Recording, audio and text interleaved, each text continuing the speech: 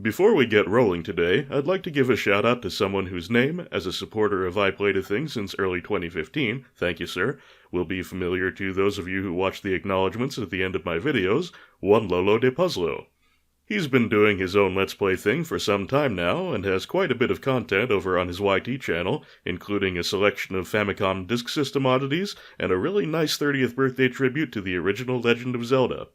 Mr. DePuzzlo also has one of the best looking stream layouts I've seen, just stylish as hell with a lot of effort obviously put into it. Some of his past streams are on his YT channel, and I'll put links in the description, so have at it, folks. Lolo, thank you again for all your support, and patrons, if you'd like a mention of your channel, site, project, or whatever, feel free to hit me up. And now, on with the show. Happy Nightmare Before Christmas, everyone! I am your spooky scary skeleton, playing a thing that would have been better for Halloween, but I didn't think of it at the time.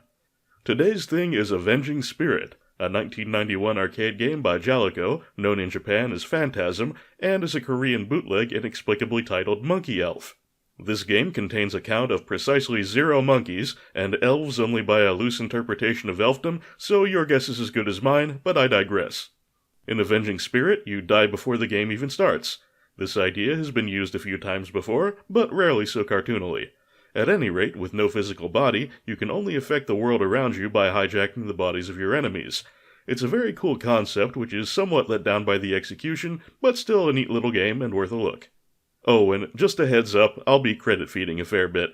It's not that Avenging Spirit is really hard, or that I'm terrible at it, so much as Avenging Spirit is really hard and I'm terrible at it. Alrighty then, friends, Avengers Assemble!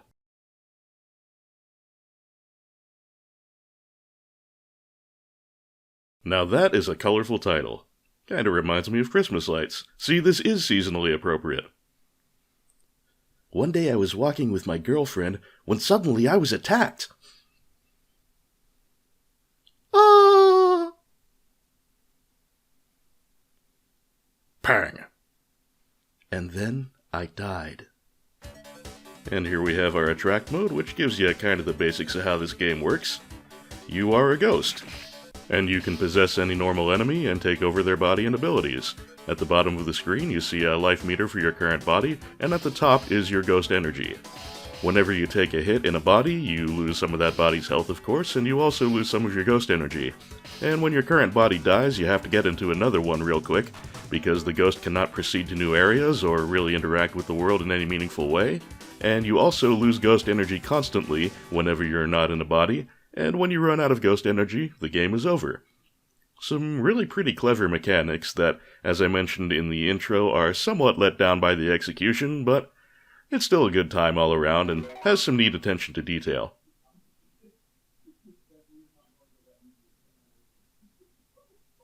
I called you here.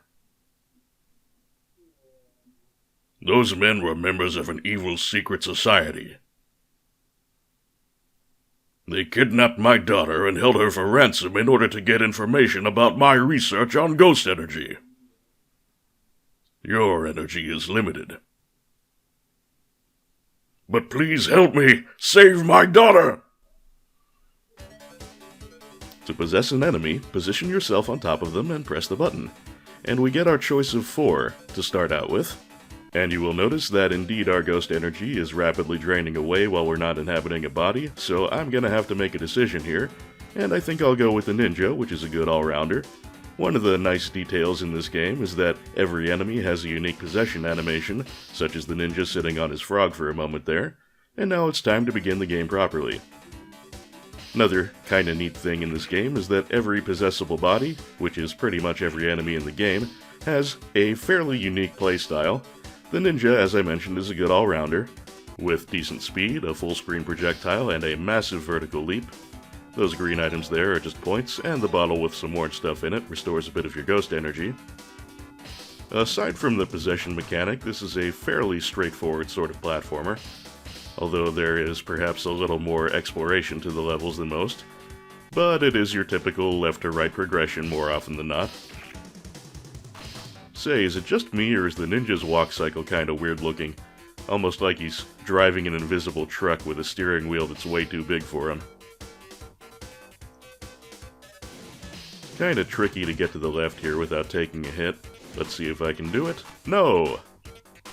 So it's time to become a dragon in a t-shirt and boy shorts. That item I just picked up there restores health for your body, doesn't affect your ghost energy.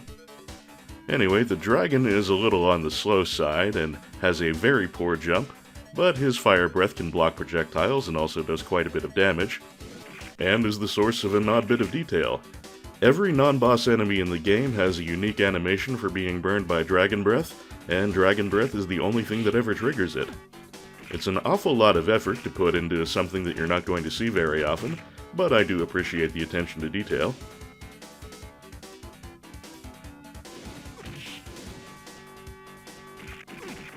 And we should be coming up on our first boss as we head through this door. You will notice as we start off against the boss that the life meter for the body has disappeared.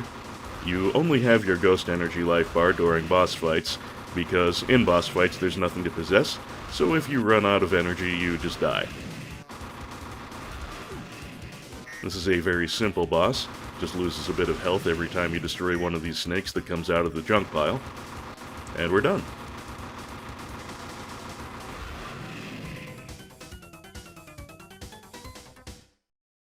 I discovered the map in the pile of garbage.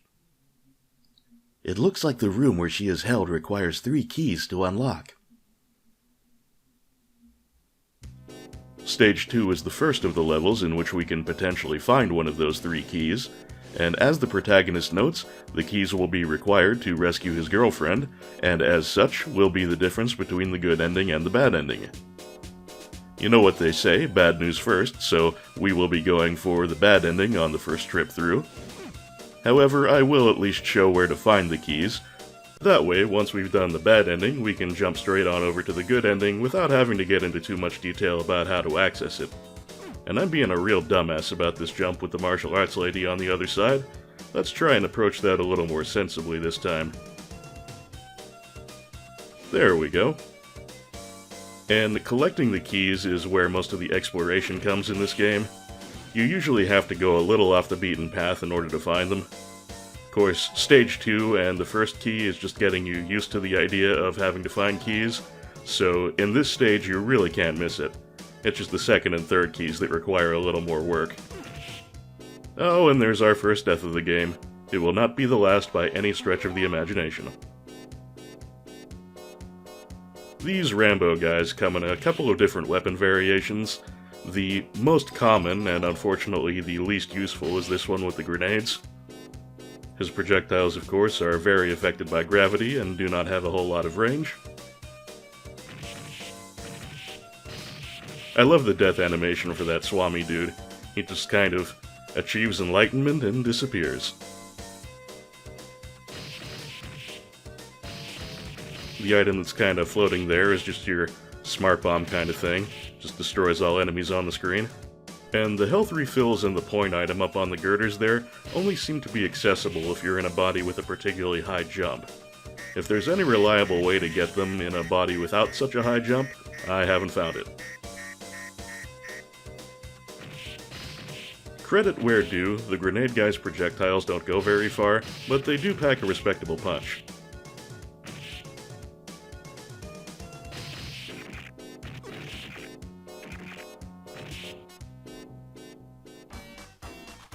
Huh, a key. I wonder if somebody lost it. Oh well, I'll put a note on the bulletin board. Yeah, like I said, the first key hidden in Stage 2 isn't really hidden at all. It's right there in the door along the path that you have to follow, so you really can't miss it.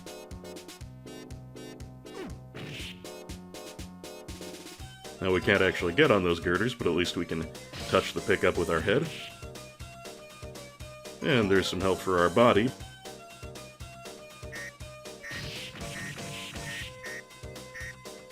Oh, a sudden horizontal laser right at the end there. Very sneaky, Avenging Spirit.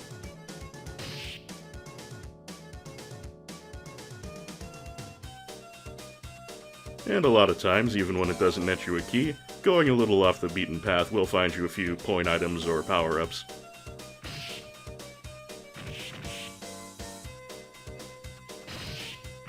And here's going to be our second boss, which is a little trickier than the first. That grabber claw just goes down whenever you get below it, while the shield protecting the boss moves up and down on a set timer regardless of where you're standing or what the claw is doing, so it's really all about finding your rhythm. Also, a little caution is warranted because the hitbox for the claw is a little bit larger than it looks like it should be. The grenade guy actually works pretty well for this boss because you don't really need range. In all likelihood, you're going to be chucking projectiles through the gap at close quarters, so it all works out just fine.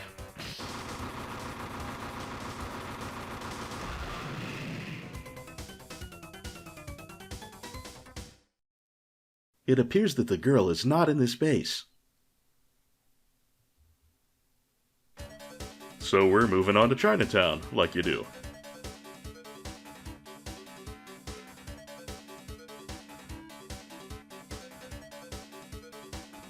Hey, it's a Yuki-onna. She rolls up big snowballs, she's got mittens and rosy cheeks. This game totally is seasonally appropriate. That's my story and I'm sticking to it.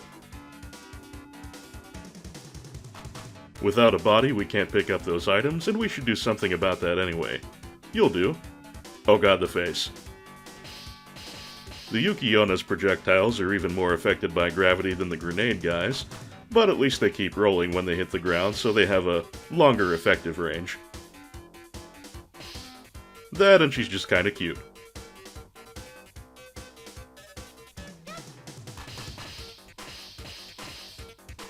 Well, so much for that. And so much for our ghost energy. Looks like we're gonna be driving a ninja again for a little while. It's a comfortable, familiar kind of body. But apparently kind of a delicate one. I certainly haven't done any scientific comparison on the relative durability of the bodies you can possess, but just from observation, it certainly does seem to vary in how well they can take a hit. And since the ninja is fast, has a good projectile, and a great jump, it only makes sense that he'd have a weakness of some kind.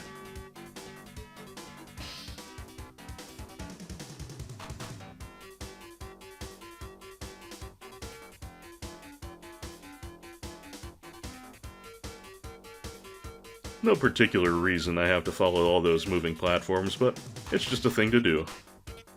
There are actually no death pits whatsoever in this game, which is a pleasant mercy. These martial arts ladies are just like the ones that you can pick at the beginning of the game. It's just these ones shoot a projectile from their punches and kicks, which the earlier one does not. Both of them are very fast.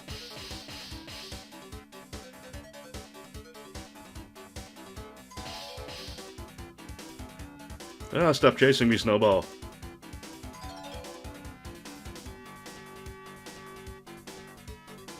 Oh, Chinese restaurant. That's my favorite Chinese restaurant.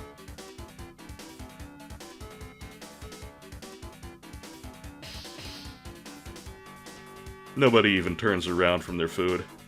This is just another day. Oh, hey, Alucard.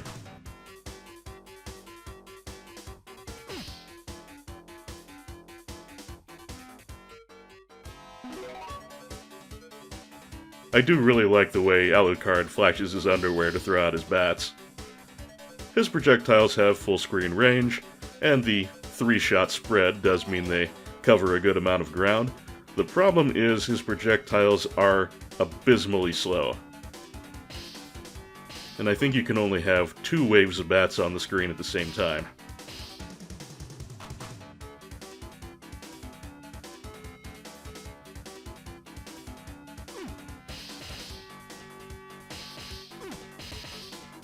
Looks like he can take a few hits, though.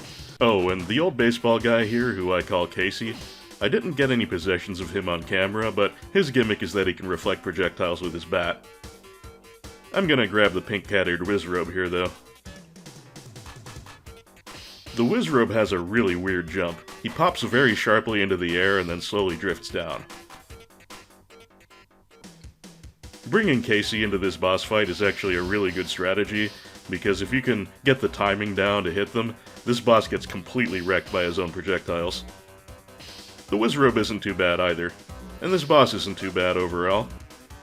You have to be careful to avoid getting pinned into a corner like I just did, but the projectiles are fairly slow and give you a good amount of time to get out of the way using the various platforms here. And with the Wizrobe, you have another full-screen projectile, so getting your own hits in, not bad at all. I would say fighting it with Casey is the most fun.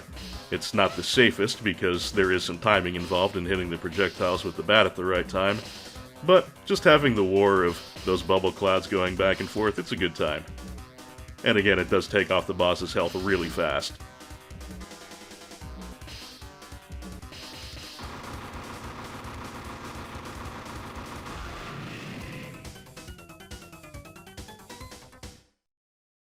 It looks like I can't go into this base from the ground.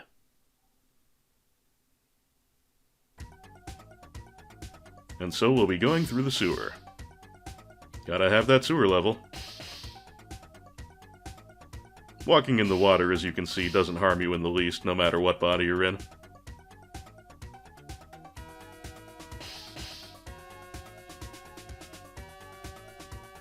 Come on. Stop hovering above me, give me a chance to get up there. Want those points, and I want that ghost energy.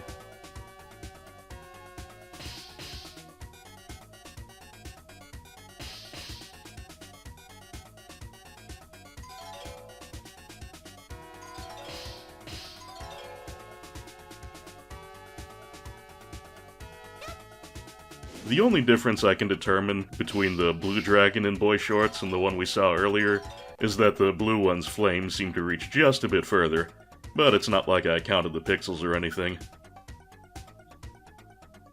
I do like the way that whenever you run out of ghost energy, the protagonist just kinda floats off into heaven. Yeah, better luck in the next turn of the big wheel, kid. Or at least the next quarter. Oh my god, that face. Yeah, the guy smiley guys with the machine guns, I think, have one of the better possession animations in the game. Pretty good weapon and good jump, too. And that jump is definitely helpful here, because the Yukiona's big snowball projectiles mean the slope works in their favor. And the only difference between these green Wizrobes and the pink ones we encountered earlier is that the projectile for these is just a big ball rather than a skinnier laser. I don't know if they do any different amounts of damage, I haven't evaluated that carefully. And here we also have a different flavor of ninja, the very poorly camouflaged pink ones. The difference between those and the blue ninjas is pretty obvious. Instead of shuriken, they have a... That's not a Kusari Gama, what is it called when it's just a chain? I'm not sure. Anyway, it's a melee attack rather than a projectile, but it is a melee attack that reaches pretty far. If I recall correctly, I will be possessing one of those later.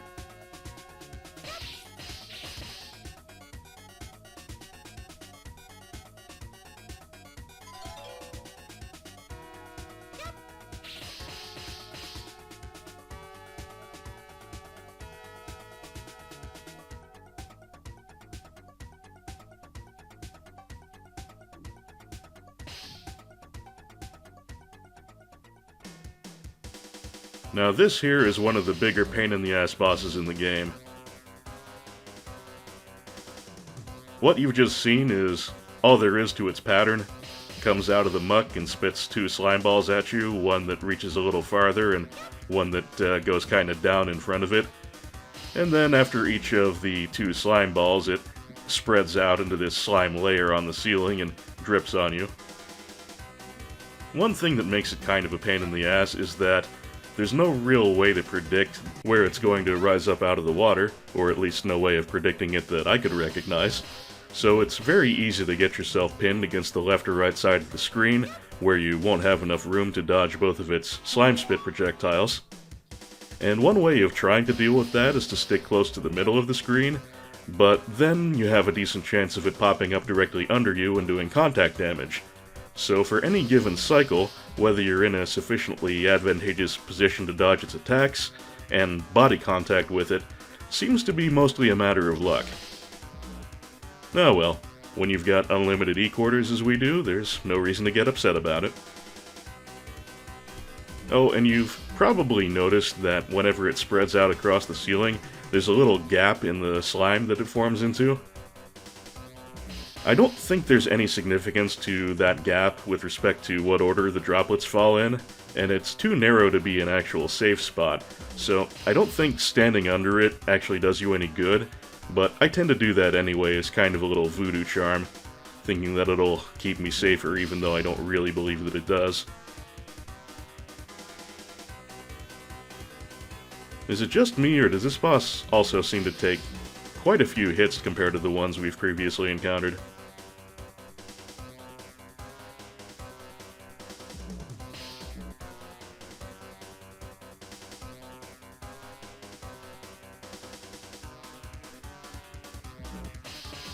Alright, home stretch. 1 or 2 more hits ought to do it.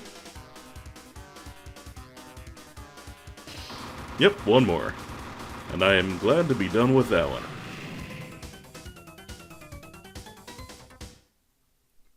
It looks like there's a base above here. Yep, we are finally moving into the headquarters of the evil ghost energy stealing secret society. Stage 5 is also where the second key is hidden, and this time you actually do have to do a little bit of looking for it. Nothing super complicated, but it's not going to be directly along your standard route the way the first key was.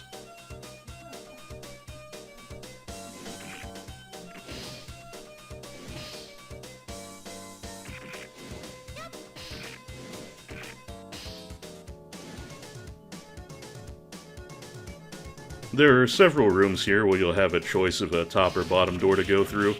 Usually one of them is progress, and the other will just lead to a few point items and or health restores.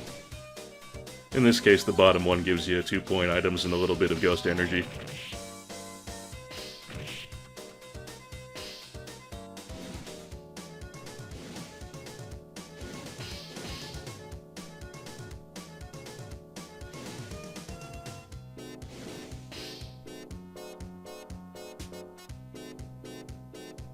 Now, this is the tricksy part.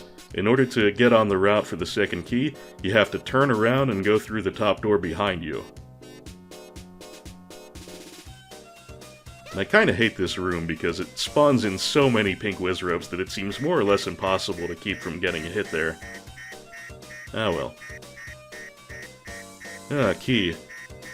Ah, sorry man, I'm in detox, can't touch the stuff.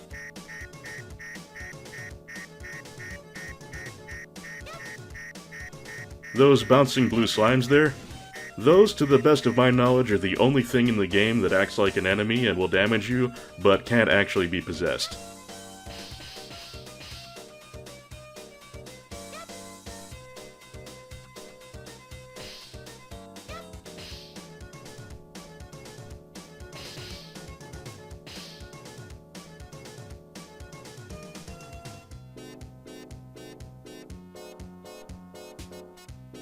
There's the Swami again. I will eventually possess one of those for a brief period of time, but it's actually a little disappointing when you do.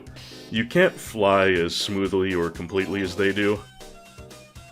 The way their flying works when you are inhabiting their body is sort of like a multi-jump.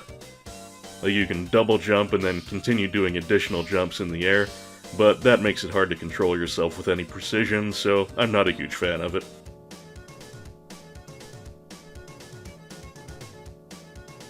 And this time the top door, I believe, is the one that has the items in it.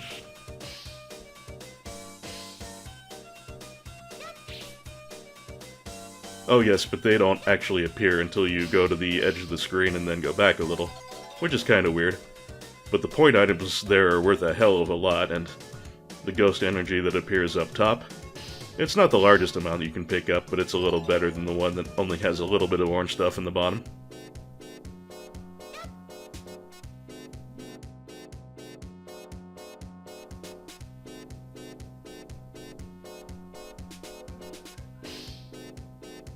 Man, I've kept this Wizrobe going for a while.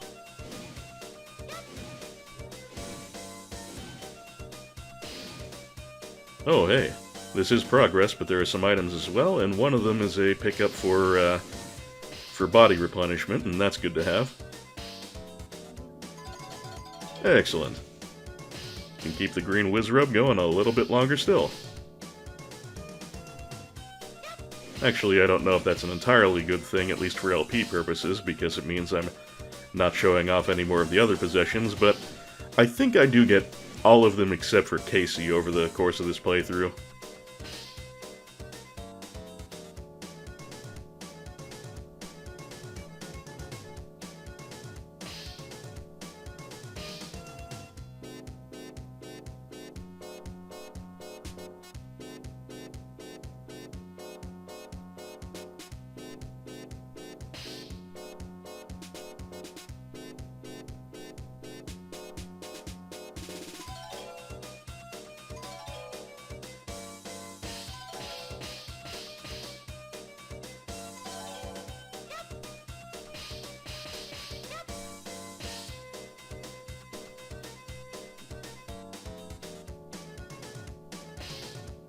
And once again, the upper door here is going to bring us to the item room, I believe. The whole mess of Alucards and one Yukiona.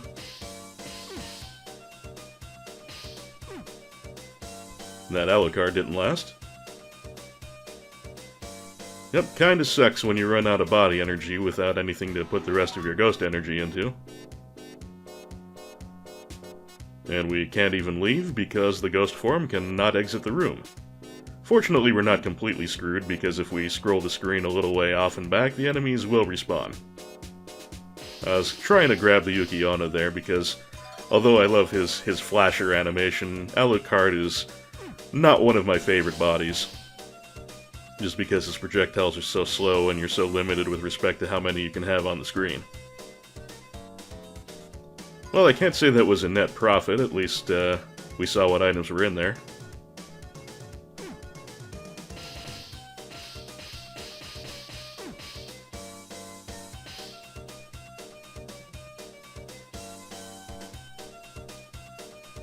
I'm tired of screwing around in there trying to clear out enough space to get the ghost energy.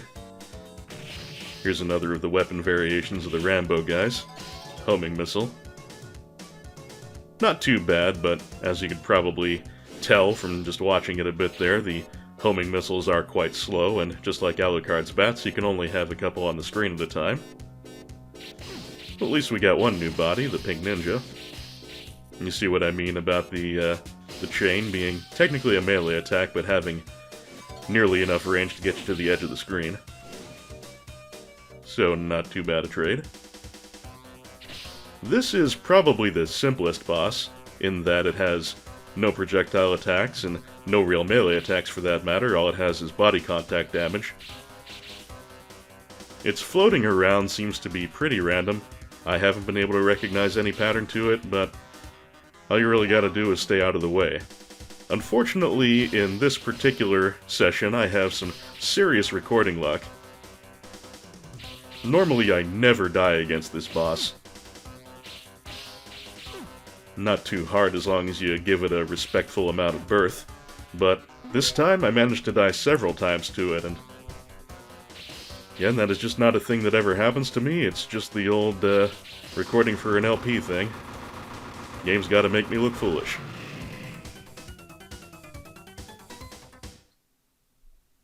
I have a strong premonition that the girl is here. There's something written on the wall. It's a code. Ghost?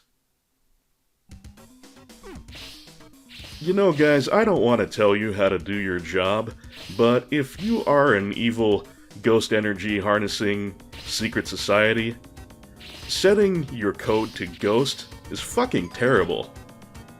I mean, that's like being the sysadmin for Foot Locker and setting the main server password to Shoes. Again, not trying to tell you your business, I'm just saying that's not very good basic security. Stage 6 being the final stage, this is of course where we will find the third and final key, and it requires by far the most elaborate method to get to the room where it's being held. That'll be if I ever actually get there, though. There we are, the Swami. Nice teeth. Disappointing, though. As I mentioned earlier, instead of his graceful free-floating that he gets as an AI, we just get the multi-jump version, and for offense all he gets is a kick. And a kick with particularly terrible range, as you see by me whiffing it repeatedly there. I do still love his Achieving Nirvana death animation, though.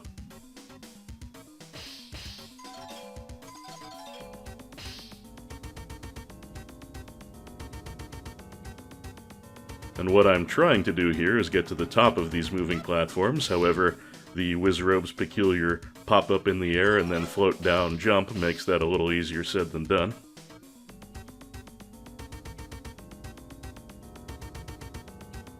Just have to take it nice and slow and try not to get bopped by the Yukiona's snowballs, which I failed to do there, but at least it let me shortcut a little by floating up and grabbing one of their bodies. Inadvertent, but it got the job done. And here is an enemy/possessable that I like to call the Great Dragon. In some respects, he's pretty similar to the other Boy Shorts dragons, but he has the longest fire breath, has a better jump, and seems to be particularly durable. Again, I have not done any rigorous testing of this sort of thing, but he just seems to really be able to take a hit better than most characters.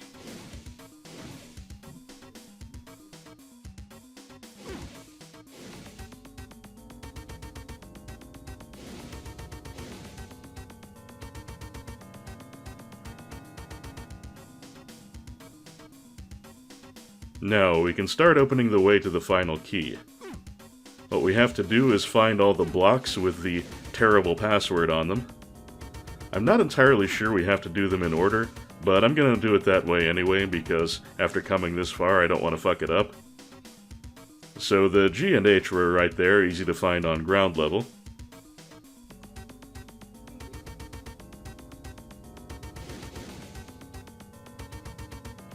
Then we have to go as far left as we can on these glowy girder things, and ascend.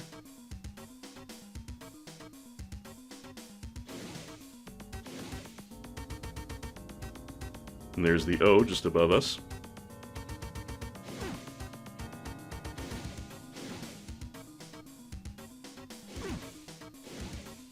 I like the fro that the soldiers get when the dragon roasts them. And again, the only thing that does all of these unique burned animations for all the characters is the dragon breath. Kind of a weird thing to put all that effort into, but I appreciated it. And there we have the door that we're trying to open with the terrible, terrible password.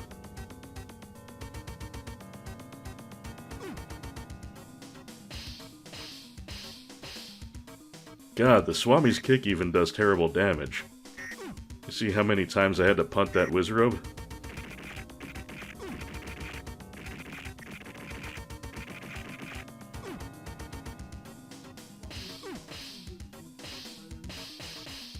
That's just ridiculous.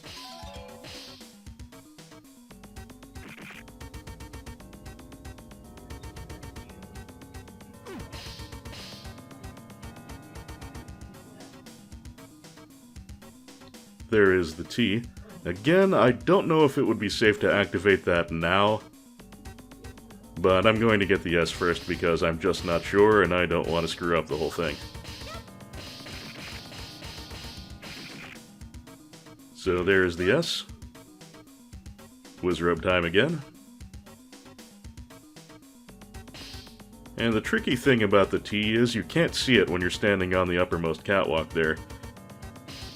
You have to jump down to the lower one to be able to get it on screen and even know that it's there. Like so.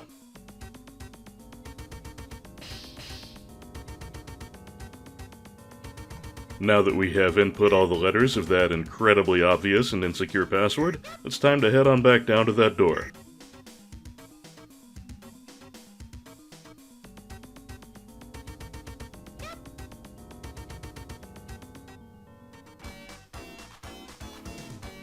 People shouldn't just leave their garbage lying around like that. It's inconsiderate.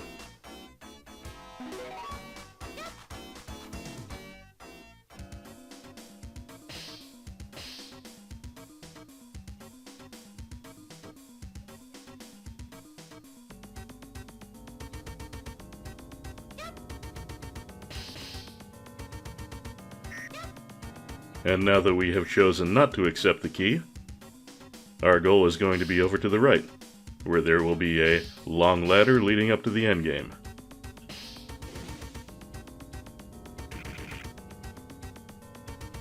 I never really mind having to jump into the Great Dragon. He's pretty effective and he looks cool. And these invisible platforms here don't actually serve any real purpose. It's just as easy to go across the floor and get to the ladder that way, but might as well show you they're there.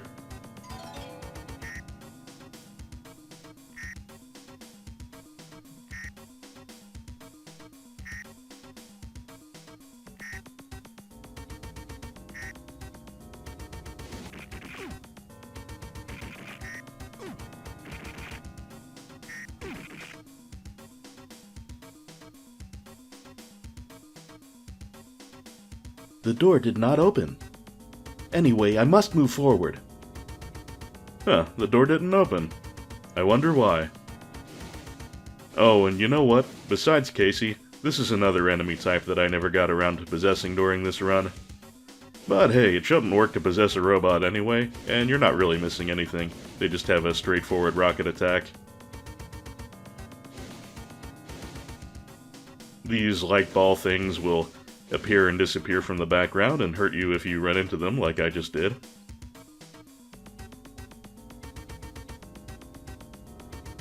Yeah, kinda ran out of possessible bodies there. Fortunately, the game is merciful enough to give you a whiz robe before the very final room.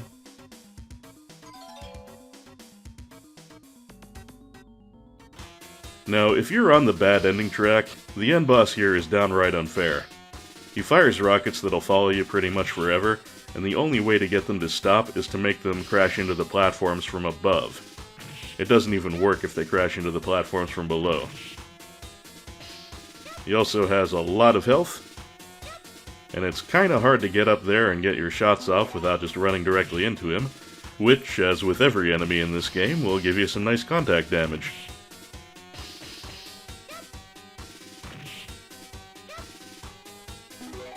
His pattern, at least, is very simple. All he does is drift back and forth and fire off his rockets and occasionally drop down to snap at you a few times with his pincher arms there.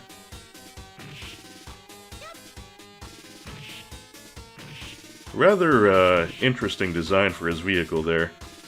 Wonder if he was taking design advice from the Batman Returns version of the Penguin.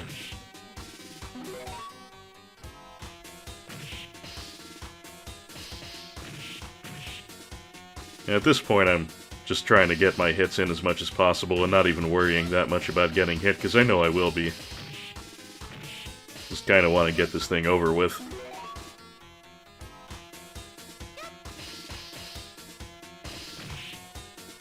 I'm sure there's someone out there with enough dedication to an odd, somewhat obscure little game like this to do a no-miss run against this boss, but I am not that person.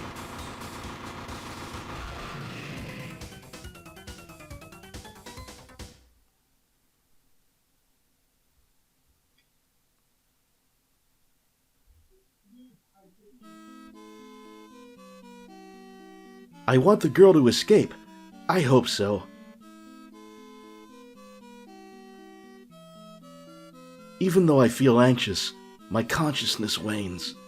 I'm losing energy.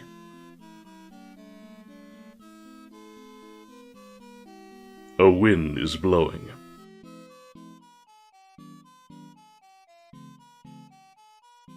Isn't that just about the cutest candy-colored slice of Mono no Aware you ever did see?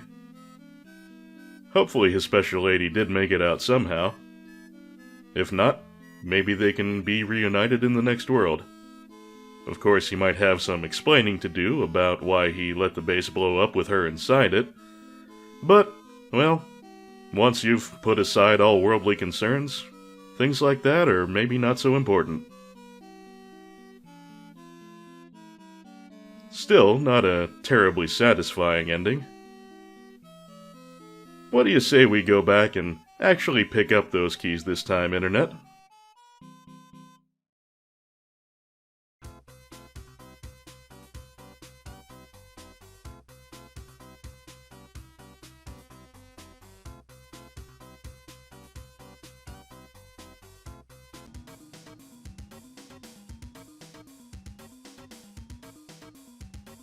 The first lock was opened. The second lock was opened.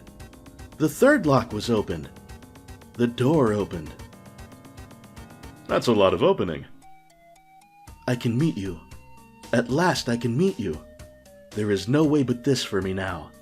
I'm truly sorry.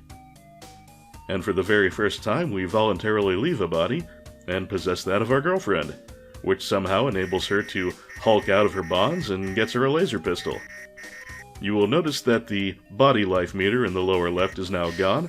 We are locked into our girlfriend for the remainder of the game, but that's no bad thing because she is awesome. She's fast and that laser does a shit ton of damage.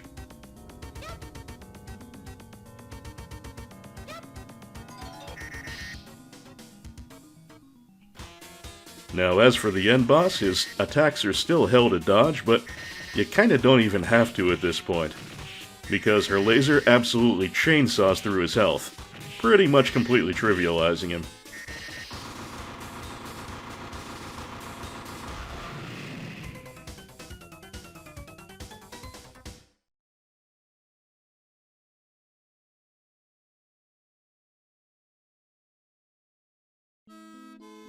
I must say goodbye to the world I love so much.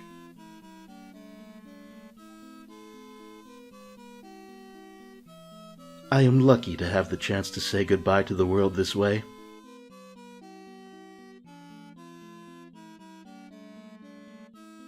As I lapse into unconsciousness, I think about that.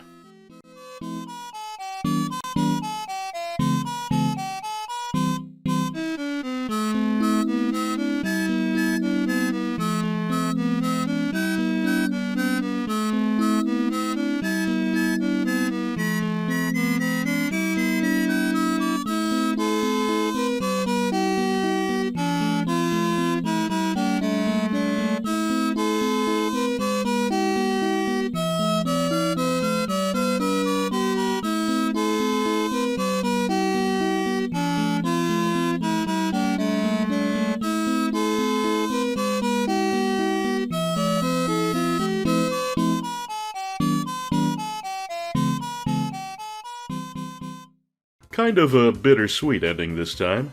Though he was able to save his girlfriend, for our hero there's no coming back. He no longer belongs in this world and must pass on.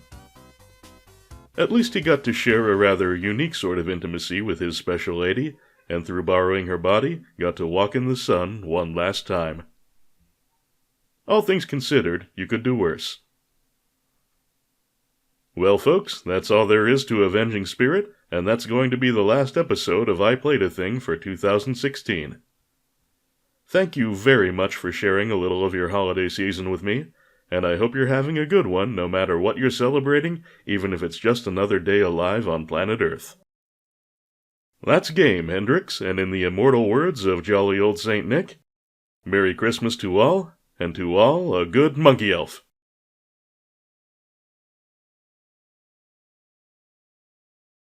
Today's reflection on mortality was brought to you by Justin Carpenter, Nolden, Zangamarth, Charlie Dunst, Anonymous Benefactor, John Madigan, Sanguine Games, Misha Van Doren, Frank Grizzy, Tim J., Lolo De Puzzlo, Joshua C. Ritchie, Jared C. Rice, Darren Chow, Sonic Rose, E.X. Potemkin, Alicia Goranson, Argyle Jelly, Mechasaurus, D.G. Jono, Doug Russell, August Fortnight, Patrick Bellinger, Rob Lyons, Andy Kurland, Jerogue, and all of my other wonderful patrons.